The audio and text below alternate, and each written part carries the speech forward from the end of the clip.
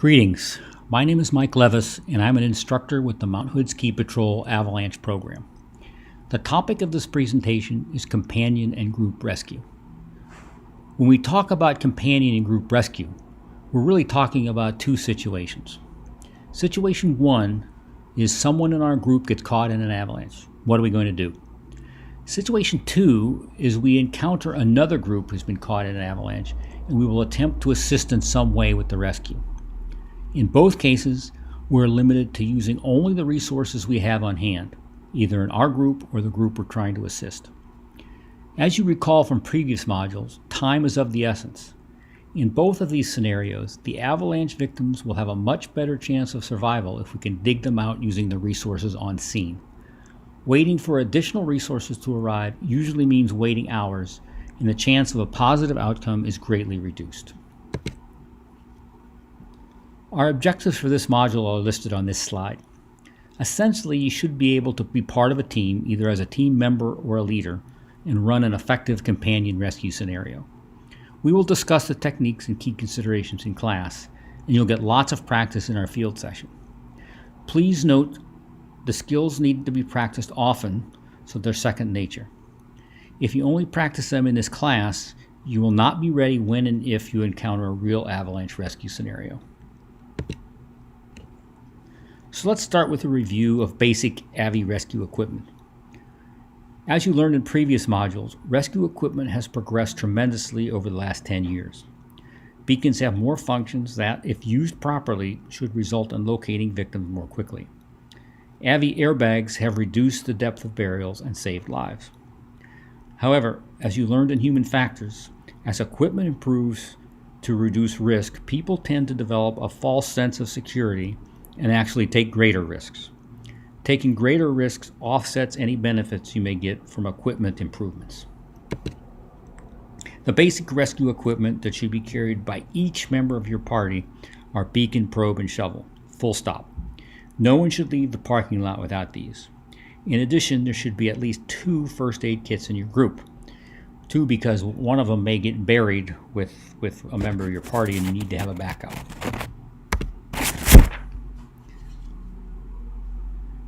As we mentioned at the start, when we talk about companion and small group rescue, we're talking about a situation where we are only using the resources on hand for any rescue efforts. As we go through the material that follows, we want to keep some key principles in mind. First, think scene safety. We don't want to create additional victims as we attempt a rescue. Second, time is of the essence. Remember, 50% survival after 20 to 30 minutes. Every minute counts. You're dealing with a drowning victim. Third, every rescue effort needs a leader. This should be something you've discussed in your pre-trip planning. And lastly, everyone has a role to play in a rescue. Almost by definition, companion and small group rescue scenarios are resource constrained. If you don't know what your role is, ask the leader.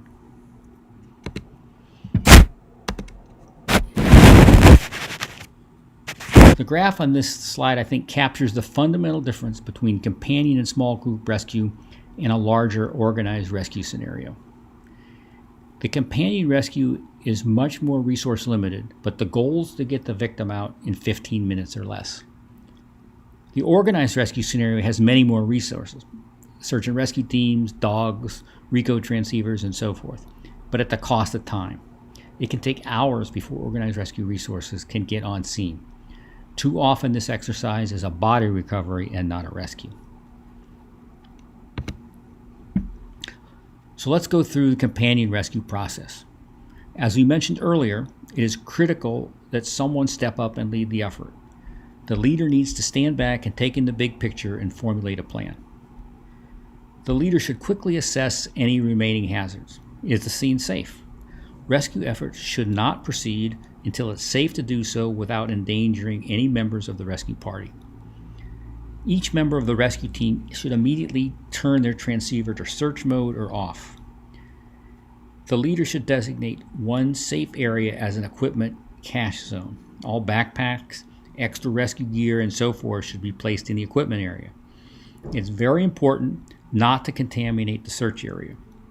A great amount of confusion can result when a piece of equipment, a glove for example, is found in the search area, and no one can say if it's a clue or it belongs to the rescue.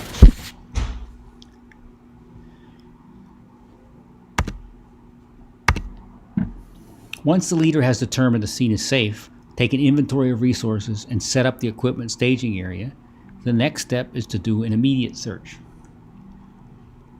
The efficiency of the immediate search can determine if the victim survives or not. Remember, time is of the essence. Take the time to get a good first impression of the scene. How large is the area to be searched? Can any areas be ruled out? Are there any clues visible that should be probed? Depending on the size of the area to be searched, the leader should designate 1 or 2 rescue team members to begin a beacon search using the beacon search techniques we've discussed in previous modules. Be efficient, thorough, and methodical. Other team members should be assigned to probe the last seen area, more on this shortly, any clues or likely catchment areas. It's really important to identify a last seen area if possible. This will allow the search area to be reduced. If a last seen area is identified, mark it and probe around it. If you can identify a last seen area, can you project, based on the terrain and slide path, the path a victim may have followed? Based on this possible trajectory, are there possible catchment points that should be spot probed?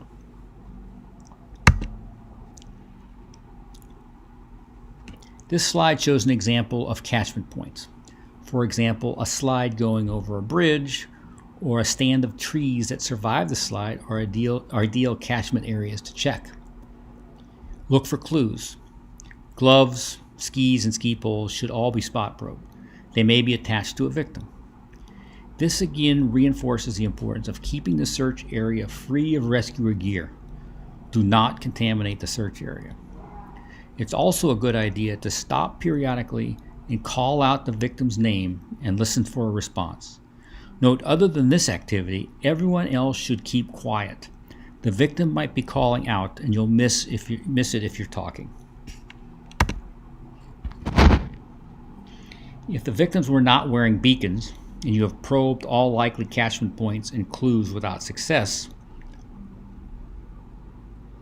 you may have to resort to a probe line.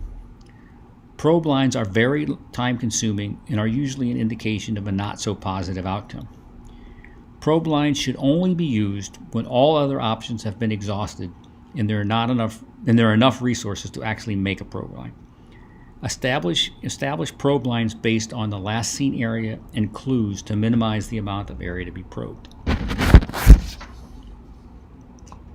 We'll talk more about probe lines in the organized rescue module. So let's consider the scenario where you and your group come across another group that's been caught in an avalanche. You offer to help. So what are some of the considerations with this scenario? There still needs to be a leader. If the other team has a search underway with a leader running the show, you can offer the resources of your team to help and accept the existing leadership. Or you can offer to take over the leadership role if you have more experience.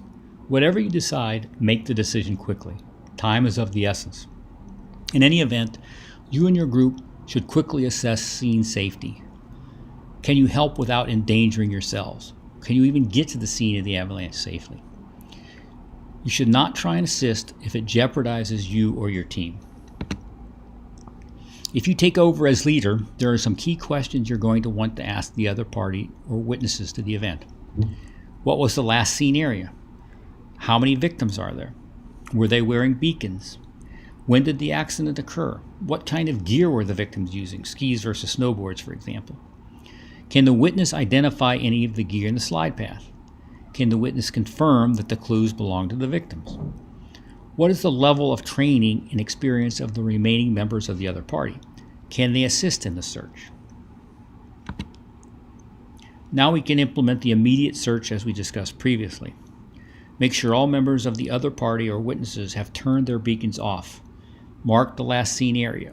Probe clues. Assign 1 or 2 people to do a beacon search.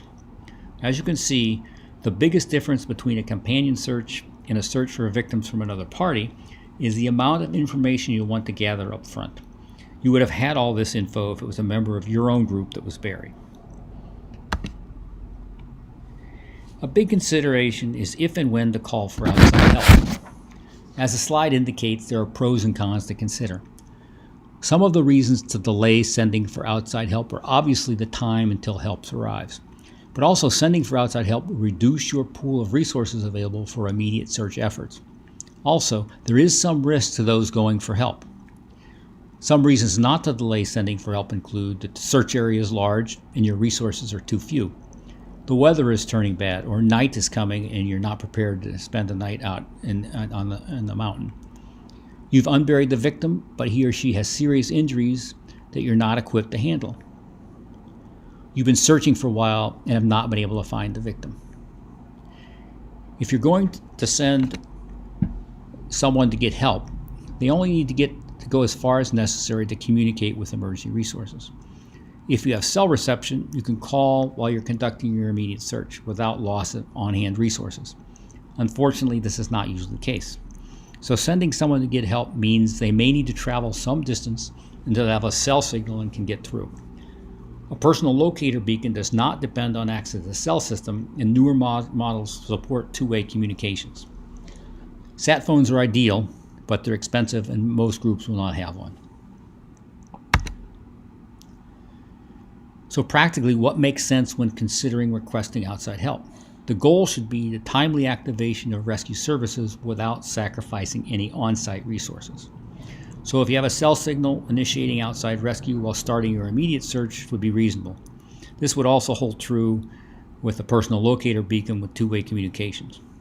The call to outside resources could be canceled if not needed. Or you could delay activating outside resources until the victim is found and extricated. Resources requested would depend on the nature of the injury sustained by the victim. Or sending someone for outside help could be delayed 30 minutes until after the immediate search is conducted. This list is by no means exhaustive. I'm sure you can think of other options. However, each has pluses and minuses. How are you going to decide? So let's discuss some common mistakes made in avalanche. The most significant mistake, in my opinion, is not assigning a leader. No leader means all team members are doing their own thing, and the situation quickly devolves into a cluster. Other common mistakes are lack of methodical approach, lack of consideration for scene safety, and failure to mark last seen area and clues. Other common mistakes include failing to mark avalanche debris boundaries. Failure to mark the flanks, the last seen area, and other key boundaries means time will be wasted searching areas where there's no possibility of finding the victim. A huge issue is ineffective transceiver searches. The biggest mistake is not having all transceivers in search mode. This mistake will cause great confusion and waste a lot of time. Another mistake, particularly in large slides, is coarse search parameters beyond the range of the transceiver. In this case, searchers are usually spread too far apart, and zones between searchers are not being covered completely. Failure to properly mark and search clues is another error that can cost lives. That glove sticking out may have a hand in it. If you would have probed the clues, you would have found the victim quickly.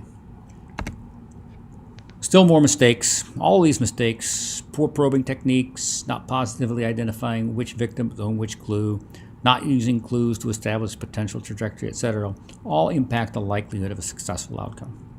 You'll all be practicing small group rescue in our scenarios. You'll probably see most of these errors being made at one time or another. Make them in practice so you don't make them when it really matters. So that brings us to the end of the module. Your assignment is now to watch the video listed on this slide and be ready to discuss at our next class. Thanks for your time today.